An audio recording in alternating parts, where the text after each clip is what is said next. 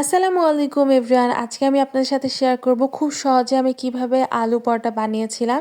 শুরুতেই আমি আস্ত জিরা দিয়েছিলাম, দেন দিয়ে দিলাম হচ্ছে পেঁয়াজ। দুটাকে খুব ভালোভাবে একদম ভেজে নিয়েছি। দেন আমি আগে থেকে ম্যাশ করে রেখেছিলাম আলু, দেন দিয়ে দিলাম গরম মশলা আর জিরা গুঁড়া একসাথে। তারপর দিয়েছি ধনেপাতা কুচি, পুদিনা পাতা আর দিলাম হচ্ছে 2-3টার মতো কাঁচামরিচ। দিয়ে ভালোভাবে ভেজে নিয়ে ঠান্ডা হওয়ার জন্য রেখে দিয়েছিলাম। ঠান্ডা হয়ে যাওয়ার পর আমি হচ্ছে পুরি সাইজে কতগুলো রুটি বেলে রেখেছিলাম, সেখানে আমি আলুর পুরটা দিয়ে দিলাম। দিয়ে উপরে আমি আরেকটা রুটি দিয়ে দিব, তাহলে বেললে অনেক সুন্দর হয় আর অনেক বড়ও হবে। আর আমি খুব হালকা হাতেও এই যে বেলে নিলাম। এখন হচ্ছে আমি ভেজে নিব। আমি বাটার দিয়ে ভেজেছিলাম, সয়াবিন তেল দিয়ে ভাজলে হয়ে যাবে। তো আজকের রেসিপিটা কেমন হলো আপনারা কিন্তু জানাবেন, আর অবশ্যই বাসায় ট্রাই করবেন। আমি খুব ইজি ওয়েতে দেখিয়েছি। আর ভালো থাকবেন সবাই। আল্লাহ হাফেজ।